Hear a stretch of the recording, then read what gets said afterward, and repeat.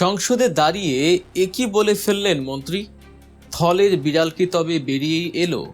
দীর্ঘ 17 বছর পর ক্ষমতায় এসে কি তবে হুঁশ হারিয়েছে বিএনপির কিছু এমপি এবং মন্ত্রীরা? গতকাল জাতীয় সংসদে যে নাটকীয় ঘটনাটি ঘটেছে তাকে এক কথায় বলা যায়, সত্য কখনো চাপা থাকে না।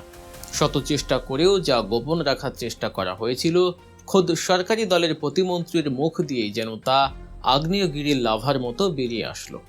তাদের এই হঠকারী বক্তব্যের সুযোগ নিয়ে বিরোধী দল এখন বুক ফুলিয়ে কথা বলার সুযোগ পাচ্ছে। সাধারণ মানুষের মনে এখন একটাই প্রশ্ন, তবে কি আসলেই পর্দার আড়ালে কোনো ইলেকশন ইঞ্জিনিয়ারিং বা নির্বাচন কারচুপি হয়েছিল? সাবেক অন্তর্বর্তীকালীন সরকার এবং বর্তমান বিএনপি সরকার যা বারবার অস্বীকার করে আসছিল, মীর শাহে আলমের বক্তব্যে তা এখন দিনের আলোর মতো পরিষ্কার।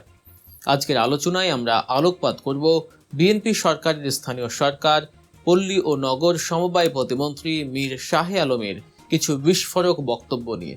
সংসদে দাঁড়িয়ে তিনি যেভাবে আত্মবিশ্বাসের সাথে কথা বলছিলেন, তাতে মনে হচ্ছিল তিনি হয়তো ভুলেই গেছেন যে এটি একটি পাবলিক ফোরাম এবং তার প্রতিটি কথা ইতিহাসের পাতায় রেকর্ড হয়ে থাকছে। তিনি অত্যন্ত গর্বের সাথে দাবি করছিলেন যে তাদের দলেই কেবল আসল মুক্তিযোদ্ধারা আছেন, এমনকি যে মুক্তিযোদ্ধাদের নিয়ে গত 15 বছর আওয়ামী লীগ তথাকথিত চেতনা ব্যবসা করেছে, সেই জায়গাটিতে তিনি ভাগ বসাতে চাইলেন। কিন্তু অতি উৎসাহী হয়ে তিনি এমন কিছু কথা বলে ফেললেন যা বুমেরাং হয়ে নিজের দলের দিকেই ফিরে আসলো। মীর শাহে আলম যখন দম্ভ করে বলছিলেন যে বিরোধী দল অর্থাৎ জামায়াতে ইসলামীতে কোনো মুক্তিযোদ্ধা নেই, তখনই সংসদ কক্ষে এক অদ্ভুত নিস্তব্ধতা নেমে আসে। তিনি স্পিকারকে উদ্দেশ্য করে বলছিলেন, আপনি একজন বীরবিক্রম মুক্তিযোদ্ধা, আমাদের দলে আরও অনেক মুক্তিযোদ্ধা আছে। তার এই কথা বলার উদ্দেশ্য ছিল দেশের মানুষের কাছে এটি প্রমাণ করা যে জামায়াত মানে রাজাকারের দল। কিন্তু ইতিহাসের কি নির্মম পরিহাস, তার এই মিথ্যাচারকে প্রশ্রয় দিলেন না খোদ তার নিজ দলেরই স্পিকার বীর বিক্রম হাফিজ উদ্দিন আহমেদ। স্পিকার তৎক্ষণাৎ প্রতিমন্ত্রীর কথা থামিয়ে দিয়ে মাইক্রোফোন হাতে নিলেন এবং যা বললেন তা ছিল প্রতিমন্ত্রীর গালে এক বিশাল চপেটাঘাত।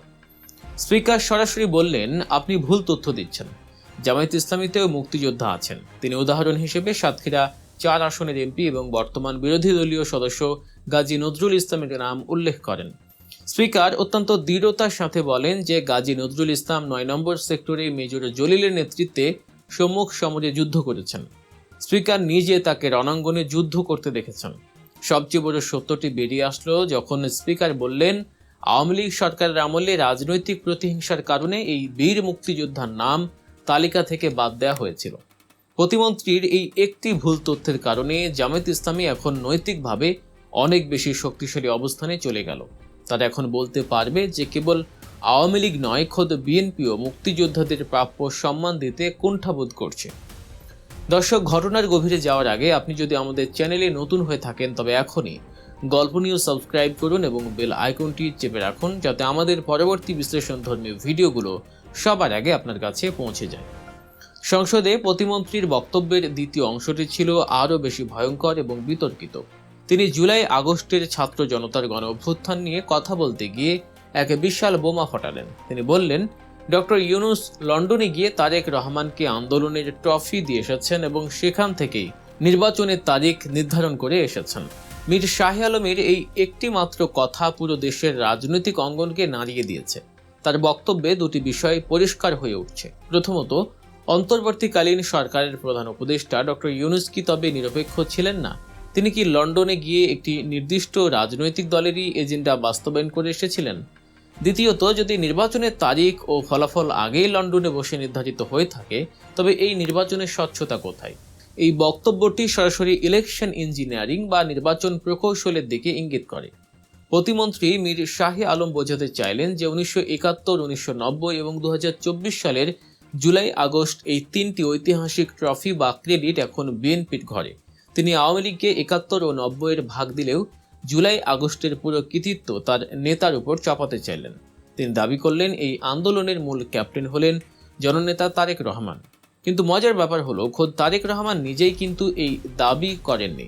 গণ অভ্যুত্থানের পর বিবিসি বাংলাকে দেয়া এক সাক্ষাৎকারে তারেক রহমান স্পষ্ট করে বলেছিলেন যে তিনি এই আন্দোলনের মাস্টার মাইন্ড নন, বরং দেশের আপামর ছাত্র জনতাই হলো এই অভ্যুত্থানের আসল কারিগর। এখন প্রশ্ন জাগে, কেন প্রতিমন্ত্রীর মতো দায়িত্বশীল পদে থেকে তিনি তার নেতার বক্তব্যের বিপরীত কথা বলছেন? তারেক রহমান যেখানে কৃতিত্ব নিতে চাচ্ছেন না, সেখানে তার মন্ত্রীরা কেন জোর করে তাকে মাস্টার মাইন্ড বানাতে চাইছেন? এই দ্বিমুখী আচরণ কি বিএনপির অভ্যন্তরে কোনো বড় ধরনের কোন্দল বা সমন্বয়হীনতার ফসল, নাকি এটি আসলে কোনো লুকানো সত্য যা প্রতিমন্ত্রী উত্তেজনার বশে বলে ফেলেছেন? যদি ডক্টর ইউনূস সত্যি লন্ডনে গিয়ে নির্বাচনের তারিখ নির্ধারণ করে থাকেন, তবে সেটি দেশের জনগণের সাথে এক বিশাল প্রতারণা ছাড়া আর কিছুই নয়। বিশেষ করে যখন জামায়াত ইসলামী এবং অন্যান্য রাজনৈতিক দলগুলো অভিযোগ তুলছে যে তাদের নির্বাচনে মাঠে, তখন এই বক্তব্য আগুনে ঘি ঢালার মতো কাজ করছে। নির্বাচনের পরপরই অন্তর্বর্তীকালীন সরকারের উপদেষ্টা রিজওয়ানা হাসানের একটি বক্তব্য এর সাথে যোগ করলে দেখা যায় দুয়ে দুয়ে চার অনেকাংশেই মিলে যাচ্ছে। তিনি একটি ঘরোয়া আলোচনায় স্বীকার করেছিলেন যে তারা সচেতনভাবেই ইসলামপন্থী দল বা তথাকথিত মৌলবাদীদের ফ্রন্ট লাইনে আসতে দেননি এবং বিষয়টি খুব ভালোভাবে ম্যানেজ করেছেন। রিজওয়ানা হাসানের সেই স্বীকারোক্তি এবং প্রতিমন্ত্রী মীর শাহে আলমের গতকালের বক্তব্যের মধ্যে এক অদ্ভুত যোগসূত্র পাওয়া যাচ্ছে। মনে হচ্ছে শুরু থেকেই একটি নীল নকশা তৈরি করা হয়েছিল, যেখানে বিএনপিকে ক্ষমতায় বসানো হবে এবং অন্য দলগুলোকে সাইড লাইনে ফেলে রাখা হবে। মীর শাহে আলমের এই উচ্ছ্বাস এখন বিএনপির জন্যই কাল হয়ে দাঁড়িয়েছে। সংসদের ভেতরে এই বক্তব্যের সময় বিরোধী দলের সদস্যরা যেভাবে প্রতিবাদ করেছেন, তা থেকে বোঝা যায় তারা এই ইস্যুটিকে সহজে ছেড়ে দেবেন না। বিশেষ করে জামায়াত ইসলামী এখন এই বক্তব্যকে পুঁজি করে পুরো নির্বাচন পদ্ধতিকেই প্রশ্নবিদ্ধ করতে পারে। তারা এখন দাবি করতে পারে যে তাদের যেভাবে নির্বাচনের আগে কোণঠাসা করা হয়েছিল, তার পেছনে ছিল ডক্টর ইউনূস ও বিএনপির গোপনতা। প্রতিমন্ত্রী হয়তো ভেবেছিলেন তিনি তার নেতার গুণগান গাইছেন, কিন্তু আদতে তিনি পুরো সরকারের বৈধতাকেই তাসের ঘরের মতো নড়বড়ে করে দিয়েছেন। রাজনৈতিক বিশ্লেষকরা বলছেন, দীর্ঘ সময় ক্ষমতার বাইরে থাকার পর হঠাৎ করে গদিতে বসে বিএনপির অনেক নেতা এখন ধরাকে সরাজ্ঞান করছেন। তারা মনে করছেন তারা যা বলবেন জনগণ তাই বিশ্বাস করবে। কিন্তু বর্তমান যুগ সোশ্যাল মিডিয়ার যুগ, এখানে প্রতিটি শব্দ কাটাছেঁড়া করা হয়। তারেক রহমানকে মাস্টার মাইন্ড বানাতে গিয়ে প্রতিমন্ত্রী কার্যত তাকেই বিতর্কের মুখে ফেলেছেন। এটি বিএনপির ইমেজের জন্য একটি বড় ধাক্কা।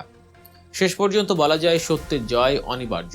মীর শাহে আলম হয়তো অজান্তেই দেশের মানুষের কাছে অনেকগুলো অমীমাংসিত প্রশ্নের উত্তর দিয়ে দিয়েছেন।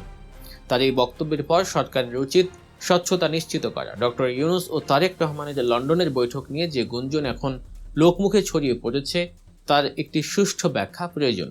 অন্যথায় এই সরকারকেও পূর্ববর্তী সরকারের মতো ভোট চোর বা আতাতকারী তকমা দিয়ে বিদায় নিতে হতে পারে। দর্শক, এই ছিল আজকের বিশেষ প্রতিবেদন। সংসদে প্রতিমন্ত্রীর এমন বিস্ফোরক মন্তব্য নিয়ে আপনার মতামত কি? আপনি কি মনে করেন আসলেই নির্বাচনের আগে কোনো গোপন সমঝোতা হয়েছিল? আপনার মূল্যবান মতামত কমেন্ট বক্সে লিখে জানান। আর ভিডিওটি ভালো লাগলে লাইক দিন এবং অবশ্যই এরকম আরও রোমাঞ্চকর ও সত্য ঘটনার বিশ্লেষণে ভিডিও পেতে আমাদের চ্যানেল গল্প নিউজ সাবস্ক্রাইব করুন। দেখা হচ্ছে পরবর্তী ভিডিওতে। সে পর্যন্ত ভালো থাকুন, সুস্থ থাকুন। আল্লাহ হাফেজ।